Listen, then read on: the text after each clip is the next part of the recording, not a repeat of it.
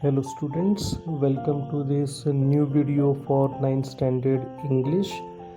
Today in this video we will start our revision work for the first term, as we have completed the syllabus for the first term for English in the months of June, July and August. So in this month of September we will start our grammar revision, which will be helpful for your half yearly exam as well as annual exam and 10th standard board exam. So we will start the revision work today, and as we know that total we have completed 5 lessons of unit 1 and 6 lessons of unit 2, so total 11 lessons till now we have completed for 9th standard English, and we discussed some kind of grammar part. So again we will revise grammar part. Thank you. Okay, so dear students, as I told you that we have completed 2 units, and then in the first unit we completed 5 lessons, and out of these 5 lessons there were 2 poems. The first poem was 1.1 Life, and the second poem was 1.3 Have You Ever Seen. And then in the second unit we completed 6 lessons. Out of these 6 lessons there were 3 poems. The first one was lesson number 2.1 Invictus, then lesson number 2.3 Somebody's Mother, and then lesson number 2.5 Autumn. So total we discussed 5 poems in these 2 units, and all these poems are very much important.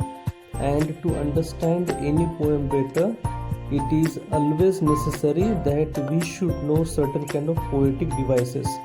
So one of the important poetic device while studying any poem is figures of speech. There are various figures of speech, for example simile, metaphor, alliteration, repetition, personification, which are used by poets to make the poem more interesting, more musical, and that's why we should know the meanings of these particular figures of speech. So today we will revise figures of speech. So dear students, whenever a poet writes a poem, he uses some kind of poetic language that is also known as the figurative language, and while using this kind of figurative language, poet takes the help of a figure of speech. So first of all we will try to understand the definition of figure of speech. As you know your English textbook, in your English textbook the last part is known as language study. In this language study part, the definition of figure of speech has been given on page number 112. The definition is like this: a figure of speech means a word, phrase, etc. used in an unusual, imaginative way for a better effect in the poem. Some examples are also given over here. For example, simile, metaphor, personification are figures of speech. Now, there are 2 types of meanings in poem. First one is the literal meaning, the other one is figurative meaning. And to understand the figurative meaning of a line or a stanza, we should know the figure of speech, in what way the particular figure of speech has been used by the poet. Then only we can understand the figurative meaning. So dear students, in the first term with these 5 poems we have discussed total 6 types of figures of speech.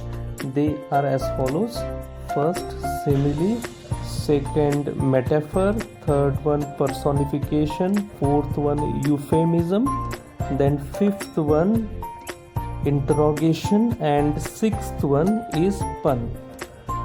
So we will go one by one through these figures of speech. The first one is simile. Simile means when two dissimilar things are compared with each other having at least one similar quality with the use of the words like or as.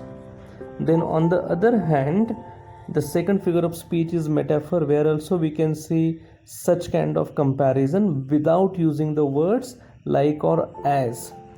This kind of figure of speech, metaphor, is also known as implicit comparison. The third one is personification, where the non-living things are considered as living things, or we can say the human. In this way, the third one is to personify some non-living thing is known as personification. Next figure of speech is euphemism. Now euphemism is a gentle way of expressing an unpleasant idea. Okay, that time it is known as euphemism. Next, that is fifth figure of speech is interrogation, when the questions are given in lines. When questions are asked in a poem, that time that kind of figure of speech is known as interrogation. And the last one is pun. Now pun is a figure of speech to convey more than one meaning in a line. So dear students, today we are going to discuss through this playlist these 6 figures of speech. With this we will study some kind of additional figures of speech which will be helpful for us for our second term. Okay dear students, so mainly we will discuss these 6 figures of speech: simile, metaphor, personification, euphemism, interrogation and pun. With this we will discuss few more figures of speech such as alliteration, repetition, hyperbole, such as. So go through the playlist and try to understand these figures of speech, which are always helpful as a poetic device for writing a poem. Okay, and poets are always using these figures of speech to make the poem more and more melodious.